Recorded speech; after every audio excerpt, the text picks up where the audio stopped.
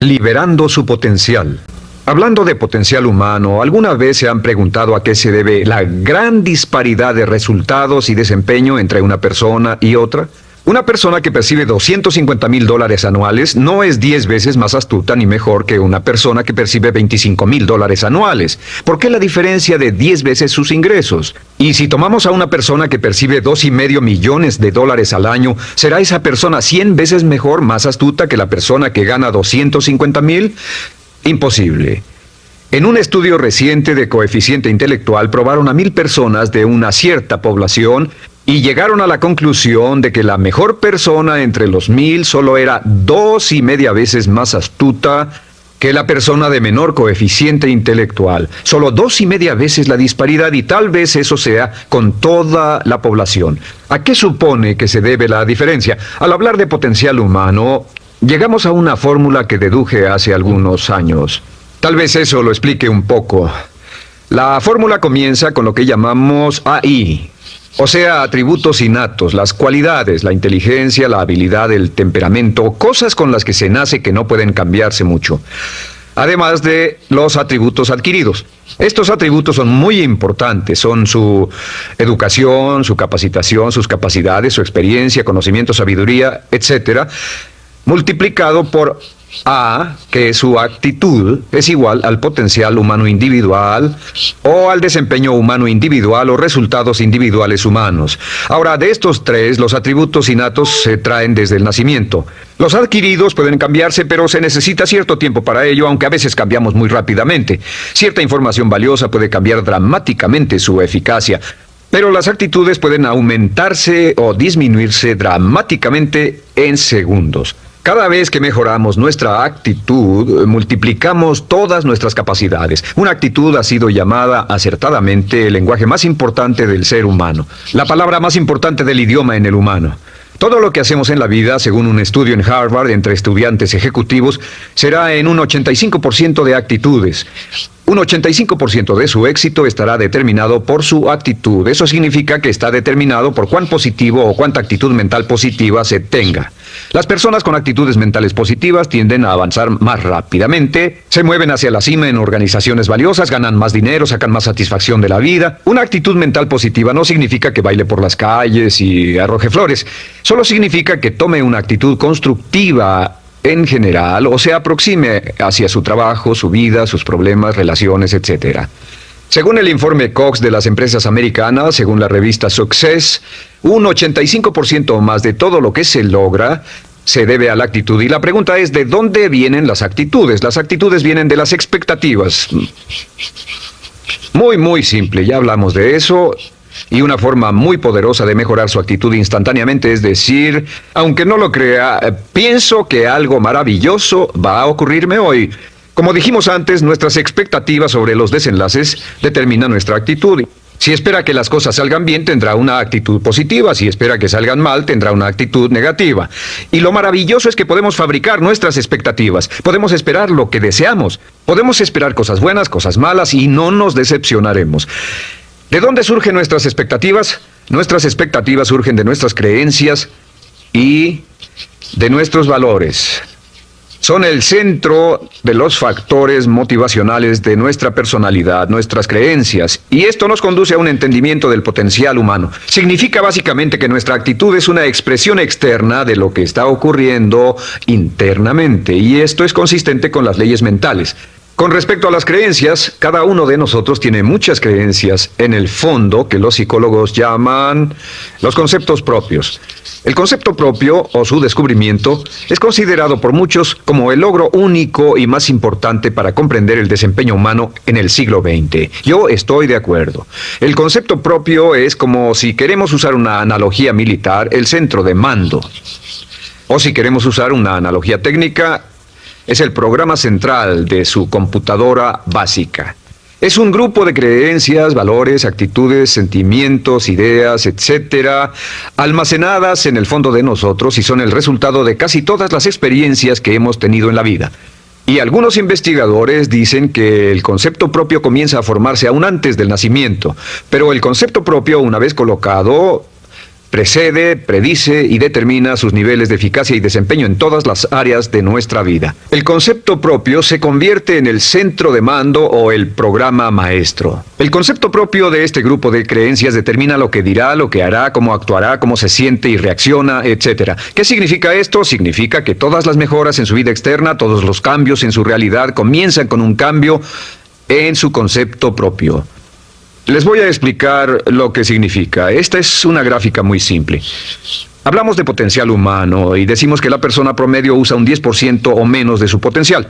Según investigaciones, tal vez es mucho menos. El Instituto Stanford Brain en Santa Clara, California, estima que tal vez se aproxime a un 2%.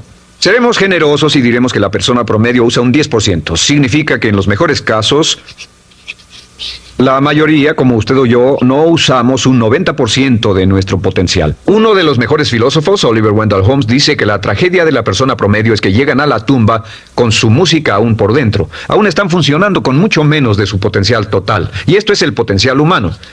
Sabemos que existe una relación directa entre el potencial humano y el concepto propio. Pero como nuestros conceptos propios o nuestras estimaciones de nosotros mismos generalmente son mucho menores de lo que debieran ser, nuestro nivel de desempeño y eficacia también es menor. Sabemos que nuestro concepto propio es altamente subjetivo. ¿Qué significa esto? Significa que el concepto propio, lo que pensamos que es cierto sobre nosotros mismos, no está basado en la realidad, está basado en información que hemos tomado y aceptado como cierto, hasta el grado en que creemos lo que sea de nosotros mismos y se vuelve cierto para nosotros porque actuamos de una forma consistente con ello. Algunas personas que leen sus horóscopos y creen en horóscopos predicen su futuro. Hay algunas personas que toman la crítica y las opiniones de otros a quienes ni siquiera respetan y hacen suyas esas ideas, dando un resultado muy negativo. Lo que piense, lo que acepte como cierto, se vuelve cierto para usted. También sabemos que como adultos tenemos una variedad de conceptos propios. Tenemos un concepto propio de cómo vestirnos, cuánto pesamos, lo que comemos, lo bien que podemos hablar en público, qué tipo de padres somos, qué tipo de hijos somos con nuestros padres, qué tipo de esposo o esposa somos, qué tipo de amante, de conductor. Lo interesante de manejar es que todos los hombres tienen un concepto muy positivo con respecto a esto. Las mujeres no entienden esto, pero los hombres nacen con un genio inherente para manejar. Todos los hombres son choferes excelentes. Si no lo creen, todo lo que tienen que hacer las mujeres que están viendo esto es pensar en la última vez que trataron de corregir la forma de conducir de un hombre y recordarán que no obtuvieron buenas respuestas. ¿Cómo respondemos ante alguien que desafía nuestro concepto propio, sugiriendo que no somos las personas que pensamos ser? Estamos a la defensiva, nos enfadamos, nos irritamos, es difícil que nos traten. Tenemos un concepto propio de lo creativos que somos, lo inteligentes, lo rápido que leemos, lo bueno que somos en los deportes, y si practicamos una gran variedad de ellos, tenemos un concepto propio para cada uno de ellos. Tenemos un concepto propio de lo bien que cocinamos, de lo bien que educamos a nuestros hijos, de lo bien que limpiamos nuestra casa, los autos que manejamos, etc. Y también de lo que valemos por lo que ganamos. Es muy interesante saber que nunca ganamos más del 10% de nuestro concepto propio en ingresos. Nuestro concepto propio determina nuestro nivel de ingresos. Este nivel de concepto propio se llama zona de confort. Y aunque querramos más dinero, veremos que la tendencia humana natural de todas las actitudes es luchar por lograr entrar a la zona de confort y luego quedarnos ahí. Si ganamos un 10% por encima de nuestro concepto propio de ingresos, tendremos una necesidad imperante de deshacernos de ese dinero. Lo donaremos, lo gastaremos en forma extravagante y hasta lo perderemos si recibimos demasiado. Las personas que ganan la lotería siempre están quebradas a los 2 o 3 años. Queman el dinero porque ese dinero está más allá de su concepto propio. Si gana 10% o menos de su nivel de concepto propio, se descubrirá luchando, trabajará más duro, más tiempo, pensará en forma más creativa, buscará diferentes formas para aumentar sus ingresos o sus segundos ingresos. La única forma de mejorar cualquier parte de su vida, incluyendo sus ingresos, es aumentando el nivel del concepto propio de sus ingresos, comenzando a pensar en usted como si estuviera ganando más dinero. Si quiere bajar de peso, la única forma en que podrá lograrlo es pensando en que está delgado. Piense en usted mismo como una persona más delgada. Si quiere volverse una persona más popular, más amorosa, más feliz o más sana, comience a pensar una y otra vez en esas cosas hasta que se vuelvan parte de su nuevo concepto propio. Hablaremos de eso más adelante. Es una parte esencial de la programación de su mente hacia el éxito. Su concepto propio global está determinado por el promedio de sus conceptos propios en las áreas que considere importantes. Ahora, su concepto propio está formado de 3 partes críticas. La primera parte del concepto propio es el ideal propio. El ideal propio es la persona que más desearía ser, es su idea de lo que constituye un ganador, es su visión ideal de lo mejor que puede ser usted. Nada más, una de las cosas que sabemos de las personas con éxito es que las personas con éxito tienen ideales propios muy claros, ideales claros de quién quieren ser en el futuro. Las que no tienen éxito tienen ideales muy vagos. El número 2 es la autoimagen. La autoimagen es como un retrato de cómo se ve a sí mismo y lo que piensa de sí mismo. La autoimagen es el espejo interno, es como se percibe a sí mismo ahora en su desempeño actual, en forma cotidiana. La tercera parte es su autoestima. Su autoestima es cómo se siente consigo mismo. Cómo se siente consigo mismo es la fuerza motriz, el motor, la fuerza poderosa dentro de su subconsciente. Es la fuerza de energía dentro de su concepto propio y determina casi todo lo que le pasa. La mejor definición de autoestima es cuánto se agrada a sí mismo. Cuánto se agrada a sí mismo como esposo, cuánto se agrada a sí mismo como empleado, cuánto se agrada a sí mismo como jefe, como inversionista, como orador profesional, como atleta, etcétera. Según se agrade a sí mismo, su nivel de autoestima, su sentimiento emocional global respecto a cualquier área de su vida, determina su desempeño y su eficacia en dicha área. Lo sorprendente es que se convierte en lo que piensa, su concepto propio es maleable, su autoestima puede formarse repitiendo una y otra vez: me agrada mi persona, me agrada mi persona, me agrada mi persona. Me agrada mi persona, me agrada mi persona, me agrada mi persona. Entre más se repita, me agrada mi persona, me agrada mi persona, entre más lo repita una y otra vez, más crecerá su autoestima, y entre más crezca su autoestima, más crecerá su concepto propio global. Cuando crezca su concepto propio global, su desempeño será mejor en todo lo demás que emprenda. Cada vez que diga, me agrada mi persona, me agrada mi persona, me agrada mi persona, me agrada mi persona, me agrada, será como bombearse psicológicamente. Todo lo que pase que haga que su autoestima suba, hará que se comporte mejor. Todo lo que haga que su autoestima baje, hará que se comporte peor, que cometa errores, que sea infeliz, etc. Un punto crítico de agradarse a sí mismo, sobre autoestima y agradarse a sí mismo, es que, número 1, nunca puede querer a nadie más de lo que se quiere a sí mismo. Que su nivel de autoestima es determinante de la calidad de relaciones que tenga con los demás. Y número 2, es que nunca puede esperar que nadie más lo quiera o respete más de lo que se respeta a sí mismo. Cuanto se agrade o se respete a sí mismo, determina sus actitudes hacia usted. Todas las escuelas de psicología actualmente están de acuerdo en el hecho de que depende de lo que usted realmente se quiera y se respete a sí mismo como un ser humano valioso e importante, tiene efecto sobre todo lo que le pase. Cuánto se agrade a sí mismo, y lo que puede hacer es mejorar su autoestima diciendo: me agrada mi persona, me agrada mi persona, me agrada mi persona, me agrada mi persona. Y esto nos lleva a la pregunta: ¿de dónde viene el concepto de autoestima?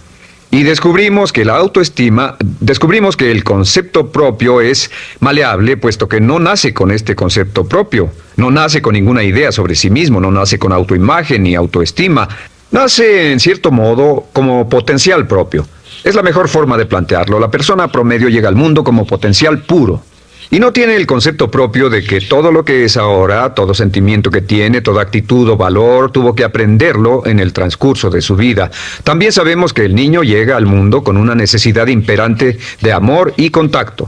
Y como una gran cantidad de investigaciones lo indican, necesitamos mucho amor y contacto durante toda nuestra vida, pero en especial durante nuestros años de formación, porque de niños aprendemos quiénes somos, cuánto valemos, si somos importantes, inteligentes, amorosos, chistosos. Todo esto lo aprendemos por la forma en que nuestros padres nos tratan. Si nuestros padres, nuestros parientes, tíos o tías, en especial nuestros padres, nos tratan como si fuéramos realmente importantes, crecemos pensando que somos realmente importantes, pero si nuestros padres no lo hacen, pasa algo más. Sabemos que los primeros años de vida son los más importantes para el desarrollo del concepto propio, que un niño comienza a partir de cero. El niño nace sin saber quién es él o ella. Son sumamente valiosos el primero, segundo, tercero, cuarto y quinto años de vida.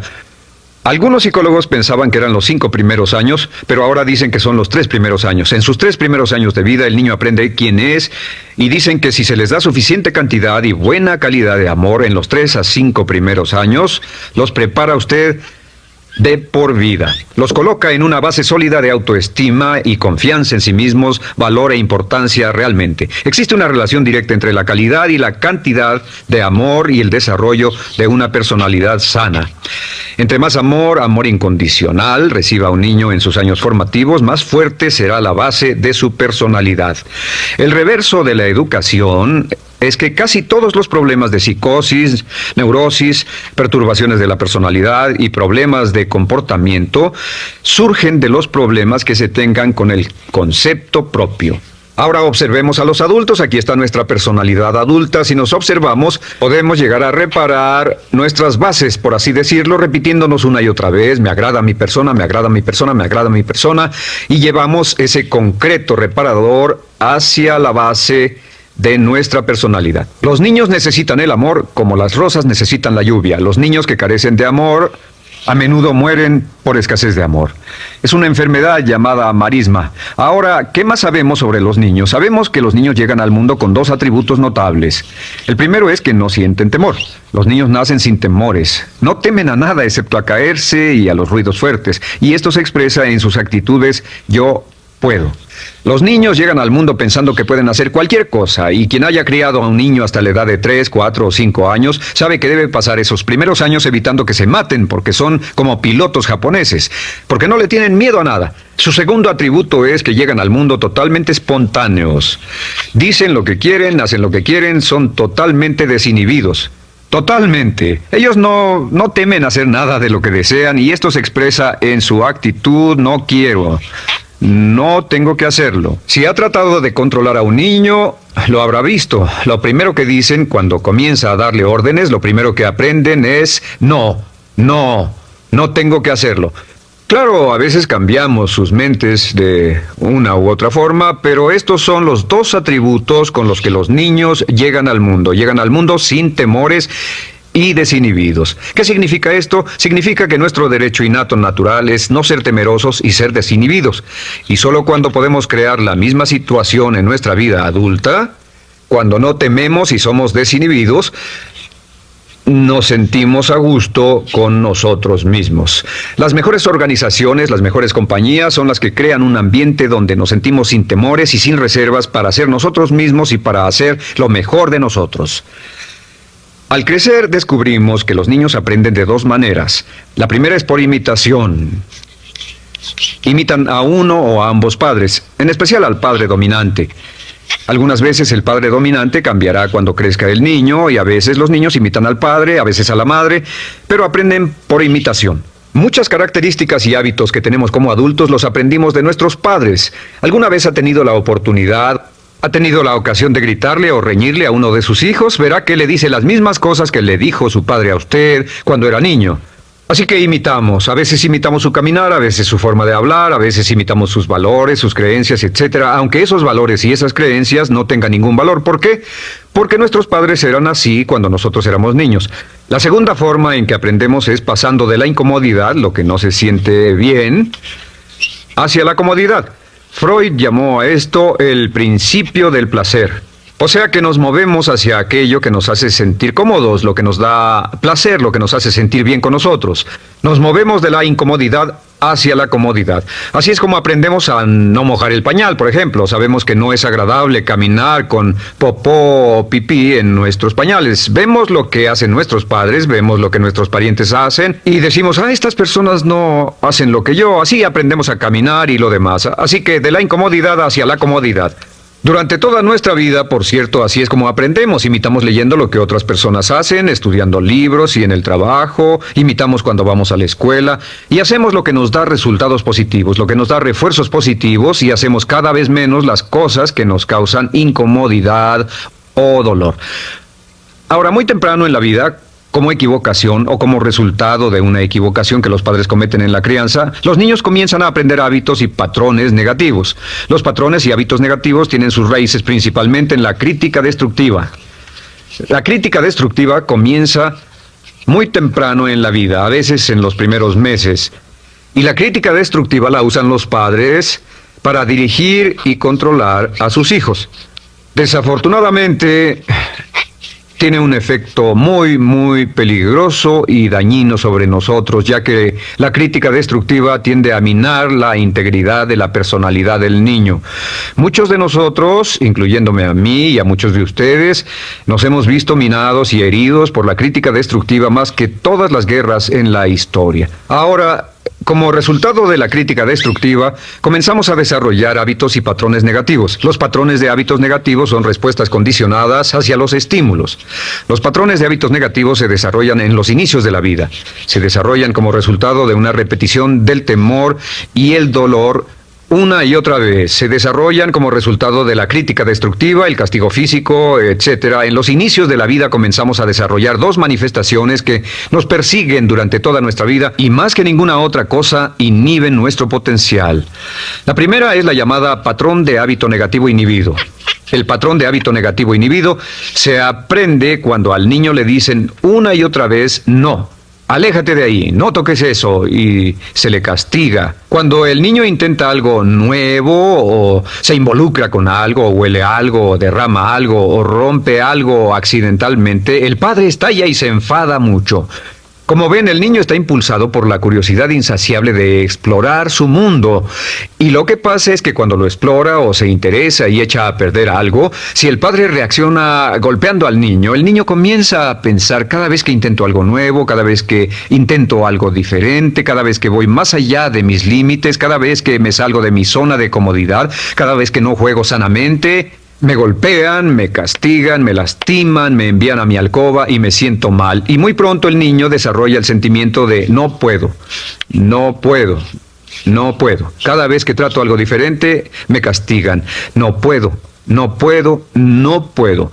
Es como la respuesta de Pavlov. Pavlov sonaba la campana y le daba de comer a un perro, y el perro salivaba y Pavlov alimentaba al perro. Mientras sonaba la campana, el perro salivaba y siguió haciendo eso, y después Pavlov solo sonaba la campana y el perro salivaba. Lo que pasa en la vida adulta es que esto crea lo que llamamos temor al fracaso. El temor al fracaso es una respuesta condicionada a un proceso de crítica destructiva que ocurre en los primeros 5 o 6 años de la vida. El temor al fracaso automáticamente nos activa, nos sentimos ansiosos, tensos, intranquilos, sentimos presiones y estrés en nuestro plexo solar, sentimos ganas de retirarnos del evento, y el temor al fracaso es la razón principal por los fracasos en la vida adulta. Es la razón principal por la que evitamos cumplir plenamente nuestro potencial. De hecho, todos los patrones de hábitos negativos se experimentan en el cuerpo físico. Puedes saber cuál es un patrón de hábito negativo porque se siente en el cuerpo físico, precisamente. El patrón de hábito negativo inhibido, el temor al fracaso, el no puedo, ocurre primero que todo en el plexo solar. ¿Ha tenido la ocasión donde debe hablar frente a un grupo, debe ir a una revisión de su desempeño, o debe hacer una llamada determinante? Primero su plexo solar se aprieta. Si el temor continúa, su respiración se acelera. Su corazón comienza a latir apresuradamente, su frecuencia respiratoria aumenta y le duele la cabeza como migraña en la parte frontal, su garganta se le cierra y no puede hablar y se le seca la boca por completo, y como se pone tan tenso y asustado, va corriendo al baño. Estas son todas las manifestaciones. No hay peligro físico, pero sí peligro psicológico, una respuesta condicionada. Cuando sentimos estas cosas, la tendencia es retirarse de la situación que las ocasiona, y es la razón por la que no logramos mucho si retrocedemos. Es muy importante. El segundo patrón de hábitos negativos es el compulsivo. El patrón de hábito negativo compulsivo se aprende cuando a los niños se les dice una y otra vez: más vale que lo hagas. Si no lo haces, tendrás problemas o me las pagarás. A los niños se les convierte en recipientes del amor condicionado. Los padres no intentan hacer esto, pero lo que hacen es sugerirle al niño: no te amo, por lo tanto no estás a salvo, a menos y hasta que hagas lo que yo quiero.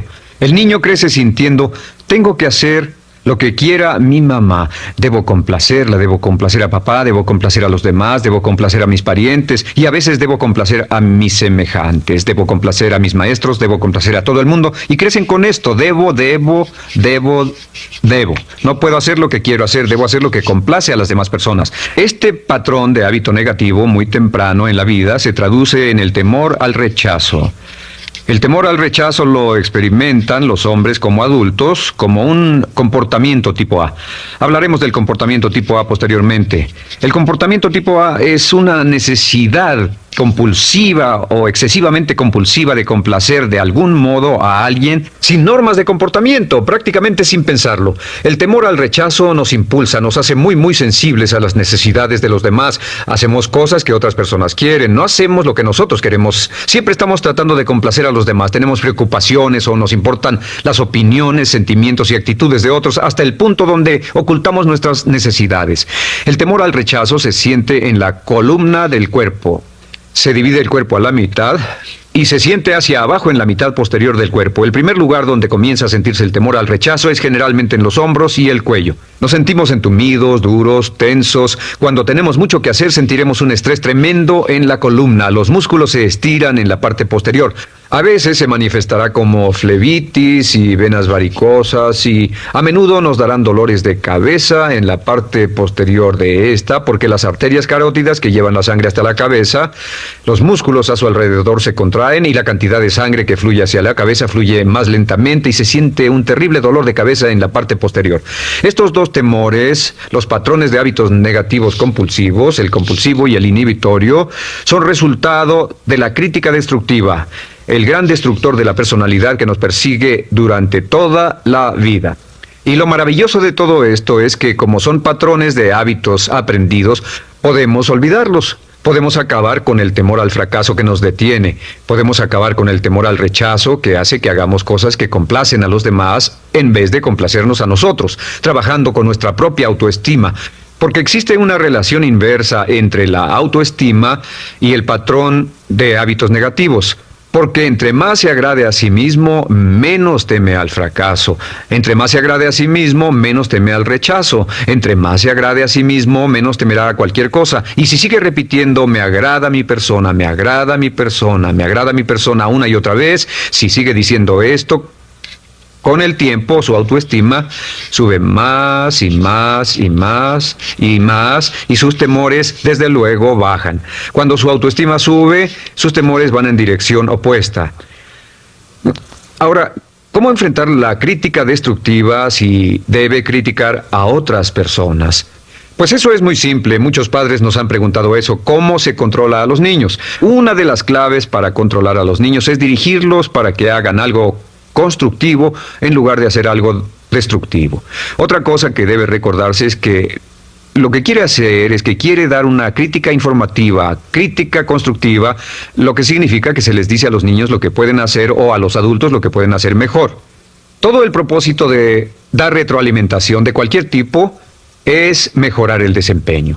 Si es padre, o si es jefe, o si es una persona en una relación, si una persona está haciendo algo malo o inadecuado, todo el propósito de darles cualquier tipo de retroalimentación es para que puedan hacerlo mejor. Sin embargo, existe una relación directa entre la autoestima y la crítica destructiva. Cada vez que se critica a una persona, su autoestima baja. Y cada vez que su autoestima baja, su habilidad para desempeñarse baja. Si critica a una persona en forma destructiva demasiado tiempo, llegará a un punto donde no intentarán nada. Se convierte en lo que llamamos hipersensible. Un adulto hipersensible es aquel que no puede aceptar críticas de nadie. Un adulto hipersensible es una persona que está muy tensa, ansiosa, si siquiera sugiere que no está haciendo lo correcto. Si trata con un adulto hipersensible, la clave es sentarlo y recordar 4 cosas. Número 1, comenzar con alabanzas. Número 2, proteja la autoestima de la persona a toda costa. Número 3, discuta el desempeño y no a la persona. Hable del comportamiento más que de la persona.